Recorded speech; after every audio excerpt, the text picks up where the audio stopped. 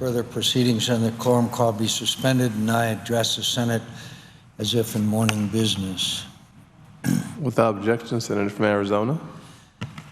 Mr. President, last night we saw another unusual election result, and we see a quote businessman now in a very significant lead for the nomination of the Republican Party, the party of Abraham Lincoln and Ronald Reagan. And as I watch the postmortems last night and this morning, we see again that many of those who voted cite as one of their primary, if not the primary reason, is distaste and anger and frustration about Washington, D.C., specifically the Congress, the United States, as well as the president. And they believe that they need somebody who is an outsider, someone who is not, quote, of the establishment. I guess that applies to anyone who is in elected office. And some of us have been surprised. Certainly no one has predicted these outcomes as not only on the Republican side, but on the Democrat side. We saw our colleague from Vermont engineer quite a stunning upset in the state of Michigan last night. But he also, even though a member of the Senate, Senator Sanders clearly is speaking in opposition to the machine, the business as usual in Washington. And sometimes we ask ourselves, why are the American people have such low approval rating? I've seen most polls show that the approval rating of Congress is 12, 13, 14, sometimes as high as 15%. And I would inform and remind my colleagues that it wasn't always like that. We didn't always have such low approval rating here in Congress of the American people.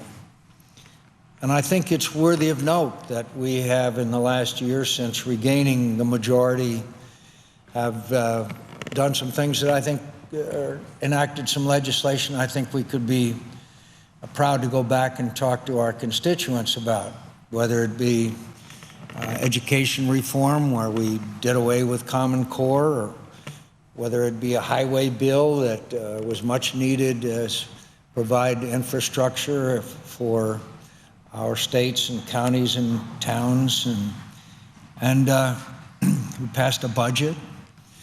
We passed a defense authorization bill that has some of the most significant reforms in history.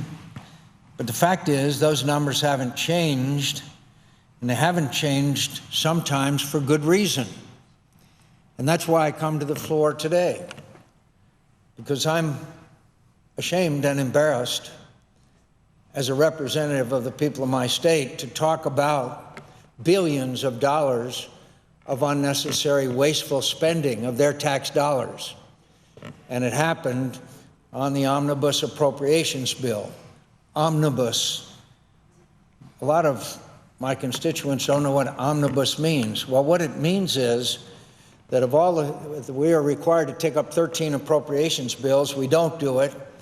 And I would put the responsibility for that on the other side of the aisle, but it doesn't matter really, because we end up at the end of the year with a massive hundreds of billions of dollars a bill that's about this high that none of us have seen or read, and there's no amendment to it, and we have approximately 48 or 72 hours in which to vote yes or no, with the option being the government not continuing to function. That's not the way to do business. That doesn't inspire any confidence on the part of the American people in us, and it's disgraceful. So the omnibus, again, was passed with votes from both sides, actually, but the fact is that our responsibility was to take up these bills one by one, to examine them, to give them, to have amendments, and have the Congress, and in this case the Senate, work its will. We didn't do that. Here it was. We walked in, and here was this bill, not that size, but this size. No one had read. No one had had a chance to peruse. And even if we had, we couldn't do anything about it because the bill was not amendable, because if we amend it, then it bounces back to the other side of the Capitol, and we run out of time, and the government shuts down. That is the wrong way to do business. And one of the major reasons what happened was it's open to incredible abuse. And I came to the floor today to talk about the abuse of the most sacred responsibility that we have, which is the defense of this nation. I'm proud to be chairman of the Senate Armed Services Committee, a post I aspired to for many, many years. And we work hard on the Defense Authorization Bill.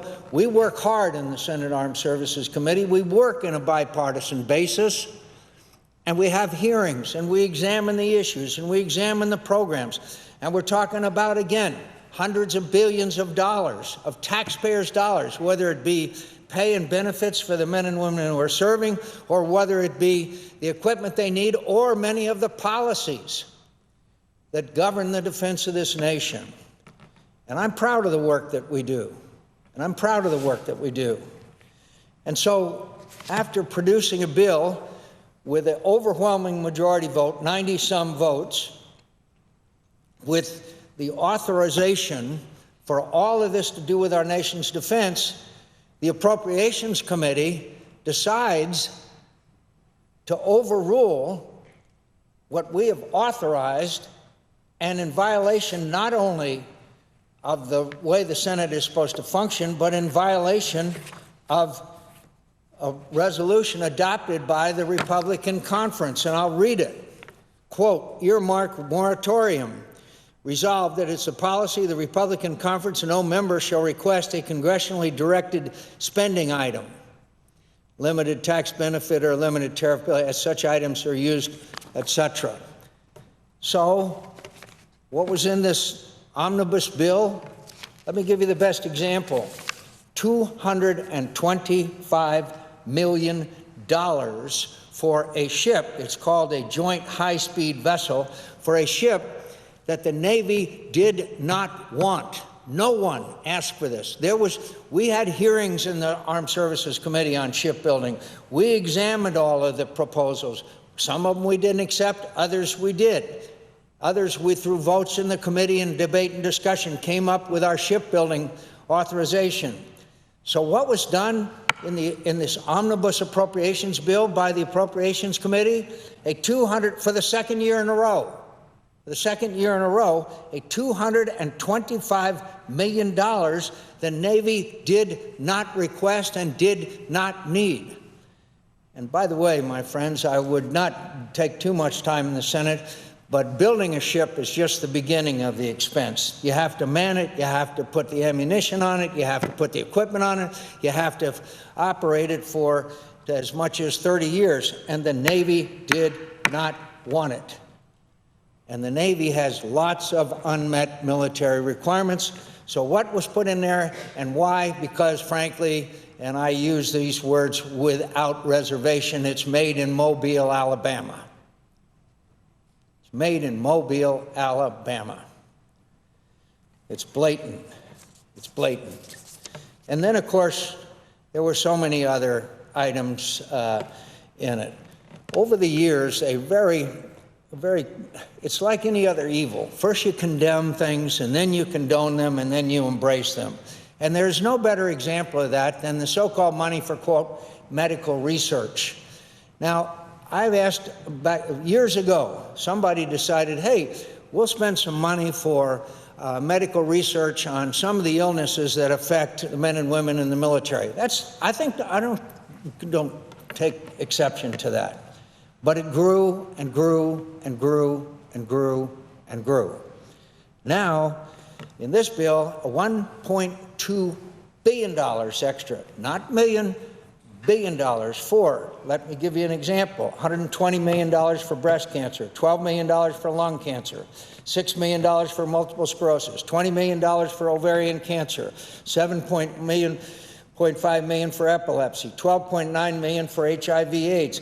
My friends, all of those are worthy causes. All of those should probably be funded. We should do all those things, but not on the defense bill. It was not authorized and jammed in for the Willie Sutton syndrome. The Willie Sutton syndrome is the famous bank robber was asked why he robbed banks, and he said, that's where the money is. And in defense appropriations is where the money is. So here we have, over the last 23 years, as it's grown and grown and grown, just $2.4 billion of the $10 billion spent on these congressionally directed medical research program was relative to the military. In other words, $7 billion went to research things like osteoporosis and mad cow disease instead of training, equipment, and care for our troops and their families. We do not have enough money to care for the men and women in the military and take care of their families and take care of their medical needs. We don't have enough money for that as a result of sequestration. So what did they do? They put in $1.2 billion more in medical research. A few other examples. An additional $7 million in funding for a machine gun. These guns are made in a 500% increase. $750 million for a National Guard and Reserve Equipment Fund. $600 million in additional funding for DOD's science and technology budget. This is very interesting, my friends, this science and technology budget. Here's what happens. They put out $600 million, and it's supposed to be for, quote, scientific and technology research. But it doesn't say what specific item. So what happens, the members of the Appropriations Committee then writes to the Department of Defense and tells them to spend certain money on certain projects. That's a way of getting around the letter of the earmark ban, if not the spirit of it. Well, and then, of course, there's the Russian rocket. Today, we are having to use for space launches Russian rocket engines. The company that makes these Russian rocket engines happens to be run by cronies of Vladimir Putin. In fact, two of the cronies of Vladimir Putin are such thugs and gangsters that they've been on our sanctions list. We have sanctioned them. And yet, our friends in the Appropriations Committee, again, with ULA, the people that are buying these rocket engines are based in Alabama and, of course, headquartered in Chicago, Illinois. The engines, as I mentioned, are manufactured by this Russian company, is controlled by a guy named Shemizov and a guy named Rogozin, who have been sanctioned, and we're sending tens of millions of dollars to them? Well, what we did was that we restricted the cost and encouraged the competition. And we had hearings on it. It was a big issue.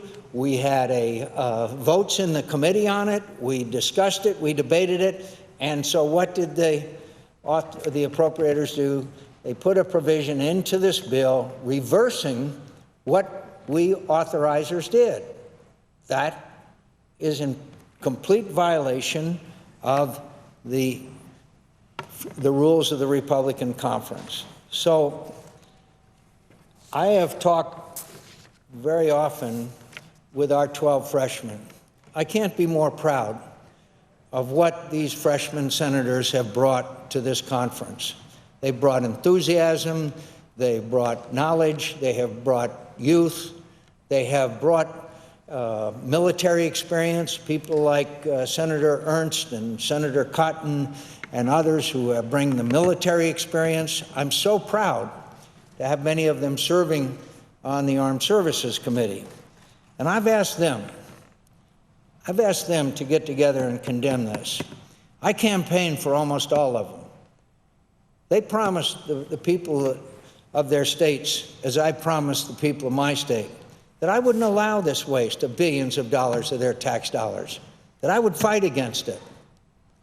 And I'm asking our freshman senators to join together, and I hope that they will, because I've had conversation with them, to reject this. To not, if we go into another appropriations omnibus, that they will not allow this to happen. And why did I focus on my comments on defense? For two reasons. One, obvious.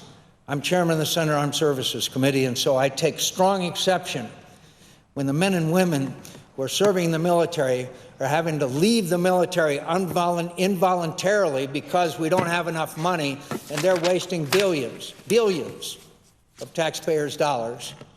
And second of all, because it's not right. It's not right. And third of all, we authorize, and our bill is passed by the Senate and the House for 53 straight years and signed by the President of the United States. And this bill is important to defend the nation.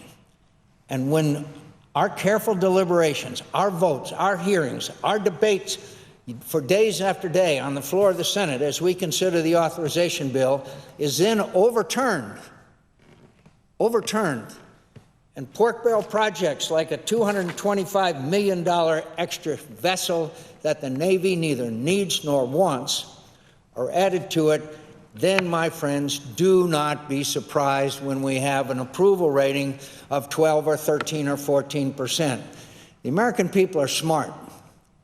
Our constituents are smart. When they see billions of dollars wasted in this fashion, it's no wonder that we receive their condemnation and their sarcasm and their disapproval. So I'm asking my freshman colleagues to take the lead. They're the ones that are closest to the people. And help me reject this corrupt process, and it is corrupt. So I want to also assure all of my colleagues that if they try this again, I will do everything in my power, to make sure that it's reversed or that it never happens to start with.